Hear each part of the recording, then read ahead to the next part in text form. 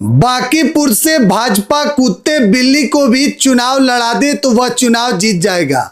पटना साहिब के सांसद रविशंकर प्रसाद जी ने यह बात कहा था और वही शब्द आज बीजेपी के लिए गले की हड्डी बन गई। दोस्तों, बांकीपुर के चुनाव में वह दृश्य हो गया है जो आज तक बीजेपी ने नहीं सोचा था।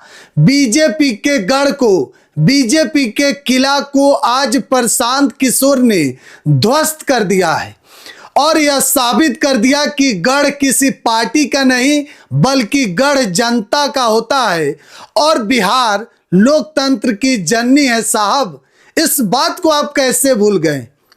जब सांसद जी यह शब्द बोल रहे थे तो शायद उनको इस बात का अंदाजा नहीं था कि बांकीपुर की जनता इस बात को इतने बारीकी से ले लेगी कि आज बीजेपी के गढ़ में प्रशांत किशोर ने इतिहास रच दिया है। दोस्तों, न सिर्फ जीत दर्ज किया बल्कि भारी अंतर से जीतकर बीजेपी के गढ़ और किला को ध्वस्त कर दिया है। दोस्तों, प्रशांत किशोर इस वक्त एक नया राजनीति लिख दिए हैं और बांकीपुर के जनता ने इस बात को बता दिया है कि बांकीपुर केवल झांकी है, पूरा बिहार बाकी है। और बीजेपी के जो शीर्ष नेता हैं उनके भी इस बात को आज समझ में आ गया होगा कि चुनाव जनता जिताती है, आला कमान नहीं।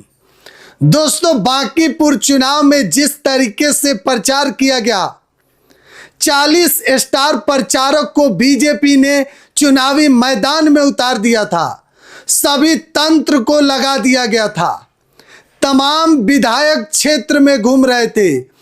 बावजूद प्रशांत किशोर ने आज बीजेपी के तमाम उन मेहनत पर पानी फेर दिया है और पटना के बांकीपुर इलाके में पीला गमछा जो है वह आज प्रशांत किशोर ने लहरा दिया।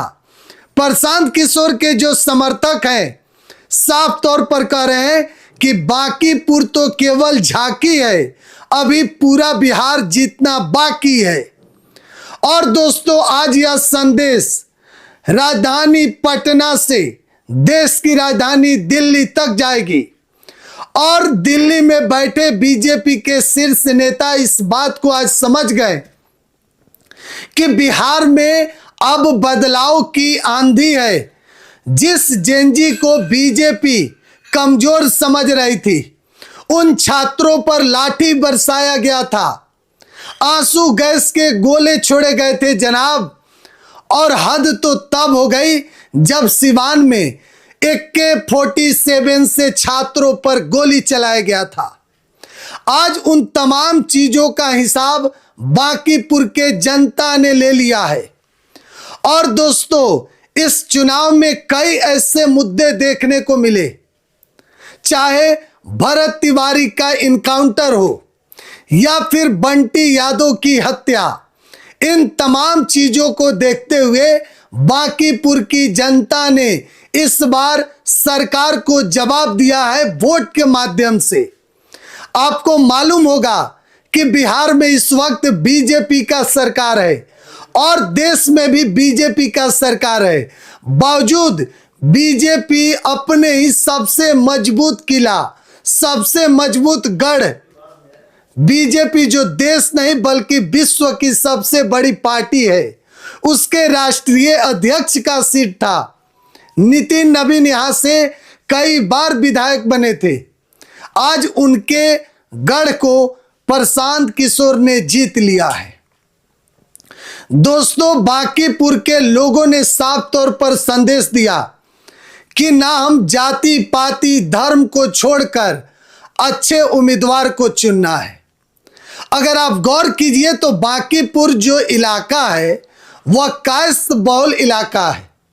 यहां पर आज तक नितिन नवीन हो या फिर उनके पिताजी, पिछले 40 वर्षों से यहां पर कायस्थ का दबदबा रहा है।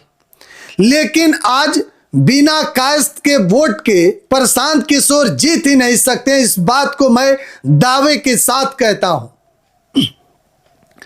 यानी कि कायस्थ ने भी जाति से ऊपर उठकर एक अच्छे नेता को चुना है और बीजेपी को संदेश दिया है जनाब कि आप इस दिमाग से निकाल दीजिए कि गढ़ किसी पार्टी का होता है, बल्कि गढ़ जनता का होता है। और ये जो सांसद महोदय कहते कि कुत्ते बिल्ली को टिकट दे दे, लड़ा दे तो वह चुनाव जीत जाएगा, प्रशांत किशोर ने इस मैसेज को इतना सर्कुलेट किया कि बांकीपुर की जनता अब आज बीजेपी के उस गढ़ को हिला के रख दी। राजधानी पटना के बीजेपी दफ्तर में सन्नाटा छा गया है दोस्तों। यह मैसेज आज की तारीख में, आज की रात को देश के प्रधानमंत्री को नींद नहीं आने वाली है, क्योंकि जिस तरीके से बिहार में बीजेपी हारी है, पूरा तरीके से अब चर्चा खूब हो रहा है। बहरहाल आप लोग क्या सोचते हैं, कमेंट बॉक्स में राय जरूर दीजिएगा। बिहार की सोच देख रहे हैं, धन्यवाद।